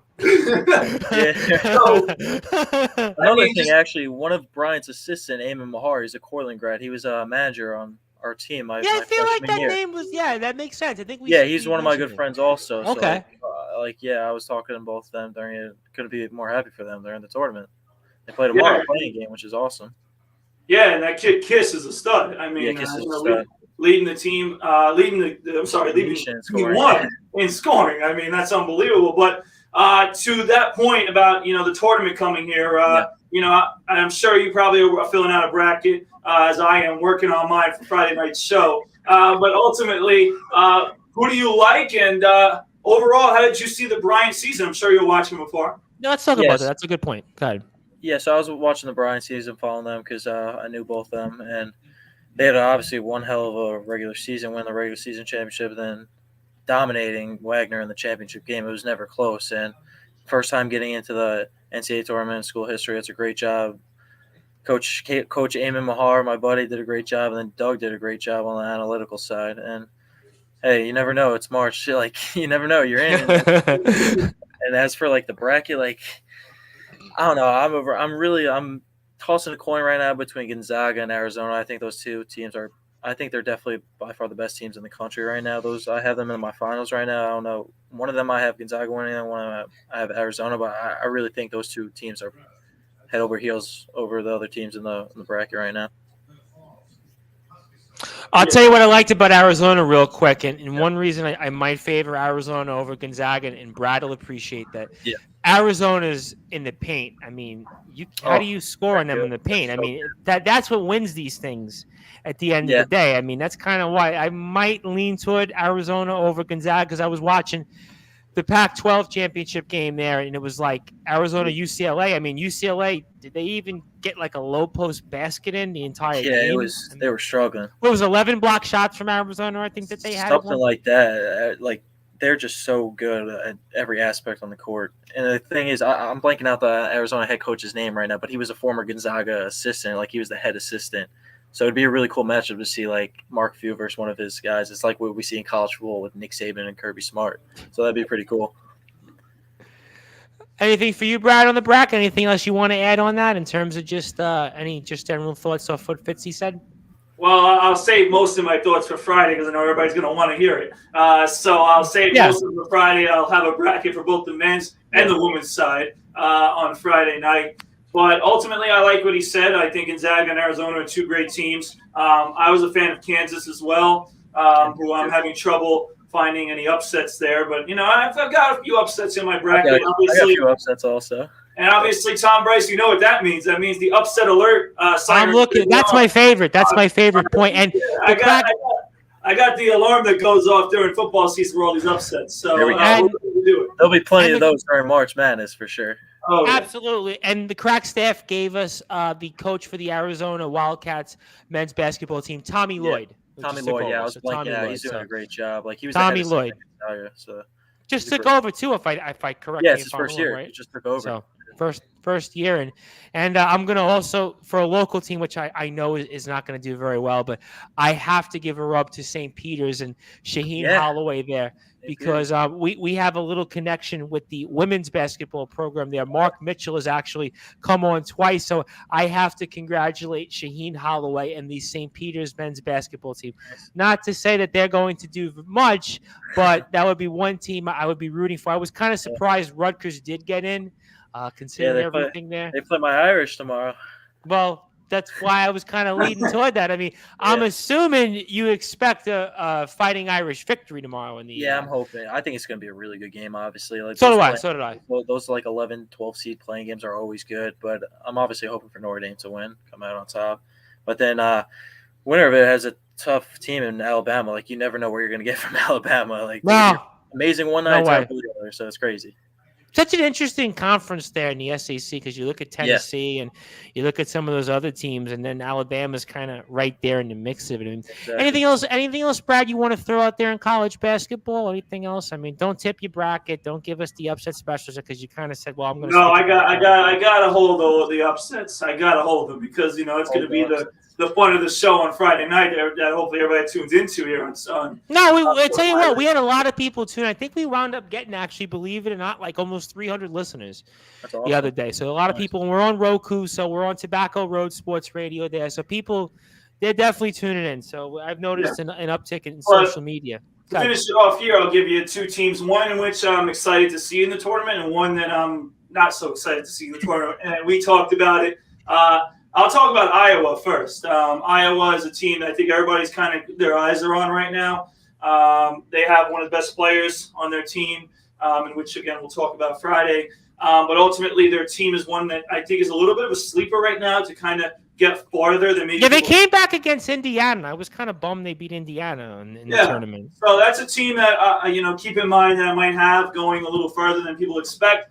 And then I'll talk about this team as we talked about it on Friday night. How the hell did Michigan get in? Michigan is 17-14. Juwan Howard, the whole incident, and everything that went on with Michigan, and somehow, some way, they're in this tournament, and they actually have a good chance of winning their first game. So, I'm just kind of surprised with Michigan. Nothing against them, but I was just surprised that they're in it. Well, I'm not going to ask Fitzy on what he thought about Juwan Howard and what he did. So if you thought that was going to ask him that, Brad, I'm certainly not going to do that. And I'm not going to ask him his thoughts on Kyrie Irving playing and not playing in New York. I'm not going to step into that at all. Certainly, it looked like from the things from today, he should be playing every day, but that's certainly for different discussions for a different time. But yeah, just real quick, Michigan, I don't think anybody – were they even in the last four? I don't think I saw any bracketology had them last four. That's why I was so surprised. Weird. They lost to Indiana in the first round of the Big 12 in the Big 10 in the Big 10 tournament. Indiana is a playing game. It was just really weird. I don't understand it. It's kind of the only thing I could think of is the strength of schedule. Their strength of schedule is just they did have a really the schedule. They were like, it was like number 29 or something like that. Number 30 is something like that. They had a really good schedule. I don't know. But before I get closing thoughts from you, Fitzy, I was curious. I want to go back on Austin Grunder very quickly in terms of, let's say he goes professionally and plays overseas, because at this level, and I asked the same question to Jamel Gist over at York about Kareem Lubin. Obviously, Kareem Lubin, one of the better players in the CUNYAC, but he's pales into comparison to Austin. And let's say Austin does go and play professionally. And at this level, even to play overseas, there aren't too many people that would do that. And I know at Cortland, you guys are kind of like the Yankees and you sell yourselves just because of your name and success. But what do you think that would do for the program? Let's say Austin, after he graduates, plays professionally in terms of, let's say, building the program. I know Coach Gist's answer, and I'll give you his answer real quick. His answer was it's about the player, and they don't want to use that necessarily to promote and kind of piggyback off it. Yeah. So what's your thoughts on that in terms of, let's say, how Coach Gist is going to handle Kareem Lubin? I mean, yeah, it's obviously like rare to see Division III guys go play overseas. We've actually had some handful guys. I've had some teammates that have gotten asked to play overseas, but they.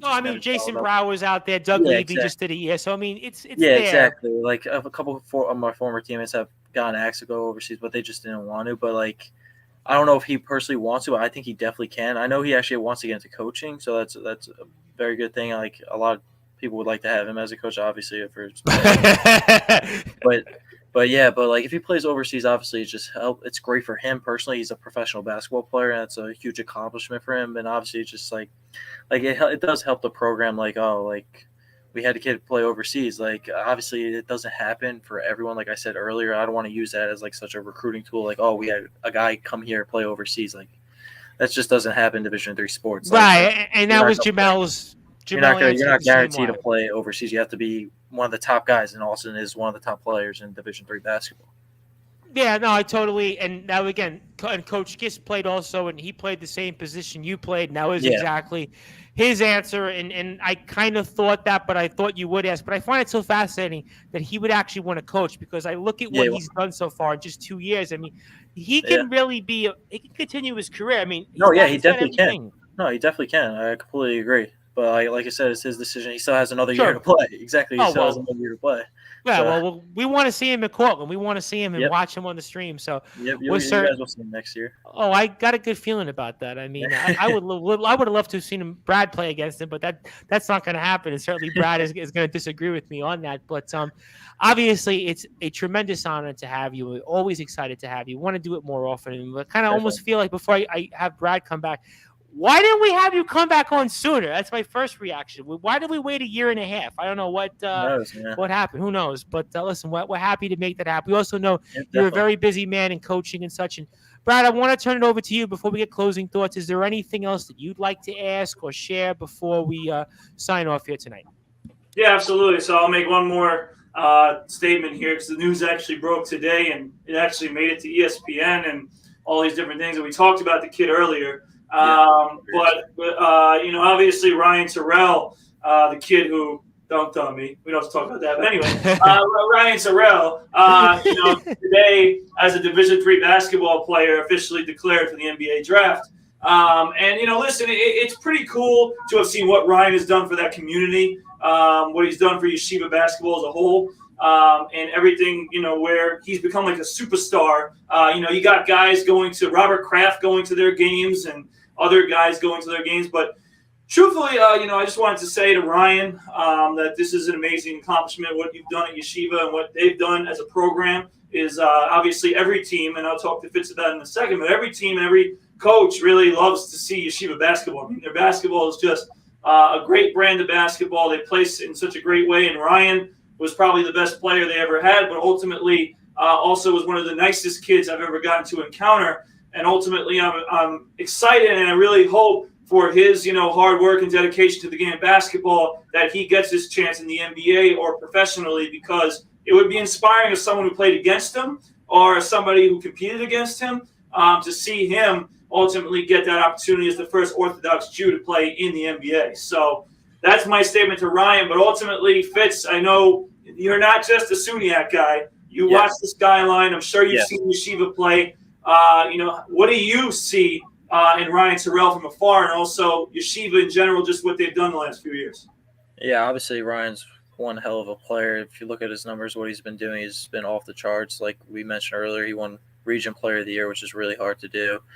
He's one hell of a player. He's got good size, everything. He could score in any given way, which is awesome. And I think the thing is, like Yeshiva basketball, the way they play the game, they pass, move the ball very well.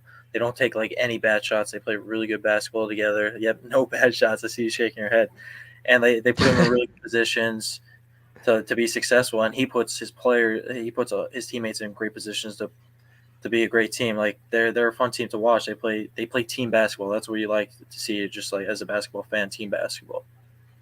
Yeah, and the last thing I'll say to capitalize on that is, listen, when I first got to play Yeshiva, we beat them pretty handily the first time I played them, and from then on, it was a nightmare. And those guys, as a defensive player, I take passion in my defense.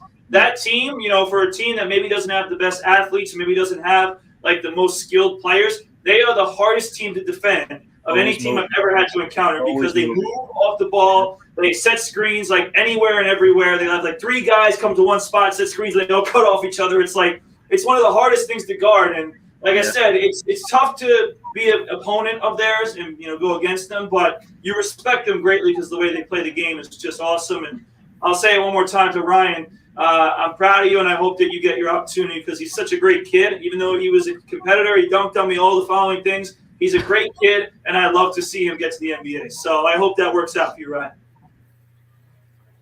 Yeah, no, definitely. I mean, listen, it was a joy to watch them play, and I said this to Coach Steinmetz after the season. It was just an honor to watch them and talk about them and the way they moved the ball. And certainly, we wish him well, and obviously, everything with the Yeshiva men's basketball program. It's kind of crazy to think when there's some schools at the D3 level, it's like they don't even have like audio streams, they don't even have coverage. I mean, at Yeshiva, it's like it's watching ESPN. I mean, they even have WhatsApp groups. I'm actually a member of a WhatsApp group with the Yeshiva men's basketball team with coverage and news, and certainly for that community, and as somebody that's very familiar with the Orthodox Jewish communities, especially in Brooklyn and in parts of Staten Island, I'm very familiar with that fabric. And it's a little different, I think, for Ryan Terrell. If he makes the NBA, and I'm gonna go on the record saying this, he will be what Jackie Robinson was to Major League Baseball if he makes it, because it's, again, from the Orthodox Jewish faith. There ain't anybody that really made it in baseball and football and the NHL and the NBA. So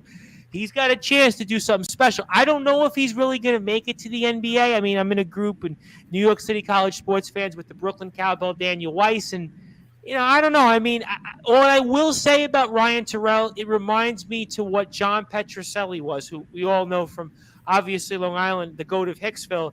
What he did for Malloy College in terms of his career, he's still playing out there. Obviously, he was in the G League, and he's still dominating. I think that's what he'll end up being, kind of what John Petrocelli was to Malloy College. So, again, congratulations to Ryan Terrell. An honor to watch that team. Sorry they didn't make it, obviously, in the NCAA tournament last week, but it was certainly an honor for our Golden Eagles, Brad, to have beat them this year in that building. So that was definitely our signature moment. But, Fitzy, we could talk with you all night. I mean, you have a million things going on. You're probably getting ready for recruiting. You're probably getting ready for phone calls, this and that. You're hearing from Coach Spanbauer, Coach Kearney, everybody else. So I want to give you the floor. I want to give you some closing thoughts. Anything you want to say to fans, families, supporters at Cortland and anywhere else out there. And if you want to plug any social media, please do that. And I can't thank you enough as always. So I want to give you the floor, my friend, and the floor is yours. And fire away.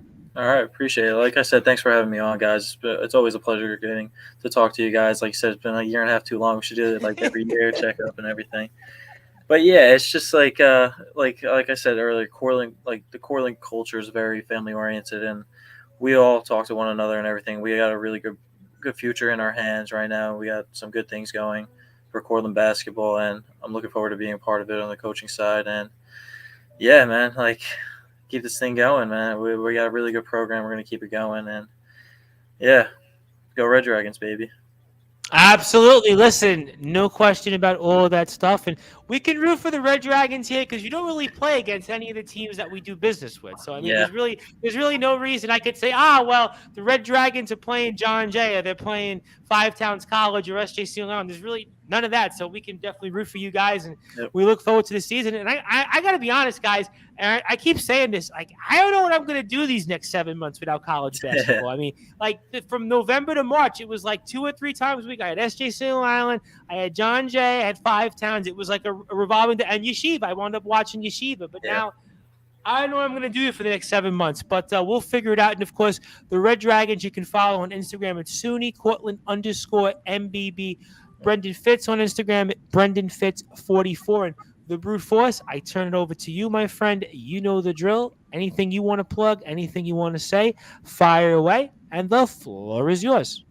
Yeah, Tom, thank you for having us on tonight, and thank you, Fitz, for coming on and being back here on the show. We've been waiting for this, and ultimately, it's just great to be back. It's, like you said, way too long since we last did this, so excited to have you and excited to hear all the great things that are going on in Cortland, and obviously, it's awesome to see you coaching there as well, because I know how much Cortland means to you and how much coaching was definitely in your DNA, just like it was mine, so it's awesome to see, a friend, a former teammate, and a great person in a great position that they deserve. So I'm definitely proud of you, Fitz, for being there and being the assistant coach at Cortland. With that all being said, I want to make sure I give another shout out to the rest of the coaching staff. Coach Spanbauer, Coach Mo. Mo, you got to come on the Sports Report. Yeah, I love Mo. We got to get Mo on. Mo's the man. Mo's the man. I'm going to reach out to Mo. We're friends. I think we're friends on Facebook. I'm going to reach out to Mo. Mo would be a great guest. Great guest. I like Mo. Future head coach, like I said earlier. Yeah, Mo's awesome. Mo's awesome. I cannot sing his praise enough. We'll make it happen. We'll talk to him. Absolutely. So you can follow me on social media at bweiss20 on Instagram, at bradweiss20 on Twitter, and searching Bradley Weiss on Facebook. I'm obviously extremely excited for the future of both me and Brendan's Plainview JFK Hawks in the Plainview program. I know, like I said, Coach Fitz is going to be around our program for years to come, and I certainly plan on being there for many more years as the JV head coach. And I'm really excited for it, as well as being one of the assistants on Coach Harris's staff and my guy, Coach Bernardo, who I sit right next to on the bench, as well as I'll give a shout out to my JV assistant coach, Coach Joe Loray, who also was a pleasure to work with. So it's really fun to be at Plainview, just being a former kid in that school to now coaching the kids that watched me and Brendan play when we were playing. So it's really cool. I'm looking forward to that. I'm looking forward to LI Brew Crew season. Like you said, Tom Bryce, the batting cages are waiting for me. I'm ready to go. I'm ready to get my swings in. All right, so that's going to be extremely exciting as well. You can follow the LI Brew Crew at LI Brew Crew on Instagram. We're going to get that page back and running soon. But we're certainly excited for softball. I'm excited for all the rest of the things like Long Island Nets, Level Up, all these different things we're going to be doing here in the spring. I can't wait to do that. And like I said, in the end, for my Plainview JFK Hawks, we want to see more SJC Golden Eagles. We also want to see Cortland Red Dragons as well in the future. And I'm definitely proud to be their mentor in that as a JV coach, because it means a lot to me that I get to do that. So thank you, Tom. Looking forward to having Brendan back on soon and seeing you soon, Fitzy. You're in Plainview, so I got to come and see you soon. But ultimately, excited to see you as well, Tom, here on Long Island. And I'm looking forward to it. I can't wait. Listen, I hope I don't get booed off Long Island for what I just said about the All-American Burger. I do realize we have a lot of supporters on Long Island, so I would have to say that my biggest following comes out of Long Island. So I certainly don't want to have offended anybody. So when I'm at All-American Burger, I'll be sure to say it's the greatest burger I've ever had in my life. So let me make that clear. And I also want everybody to follow the Plainview JFK Hawks basketball program on Instagram at POB Hawks Basketball.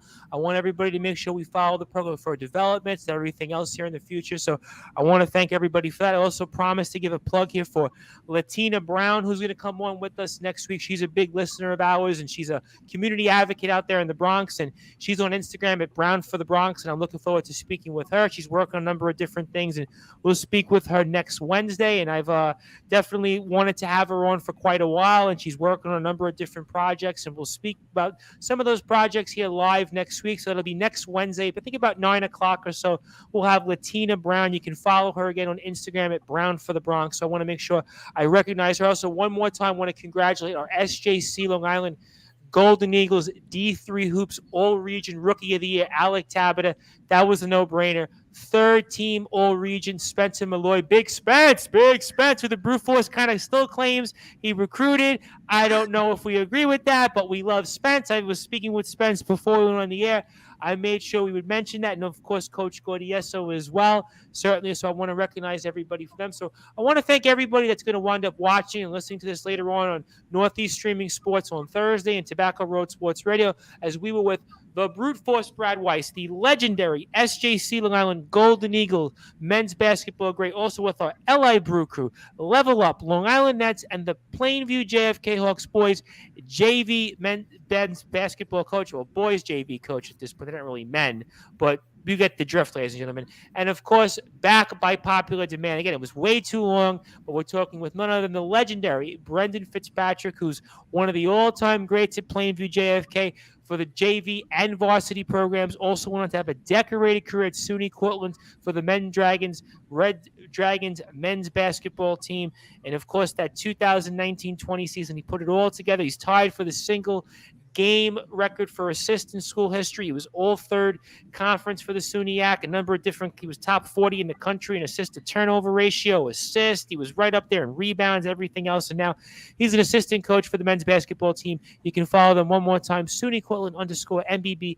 Brendan Fitz 44 on Instagram as well. I am the host of the Sports Report and the station manager here of Sportswire Radio, the Reverend Tom Bryce. I want to thank everybody that's watching, listening to this.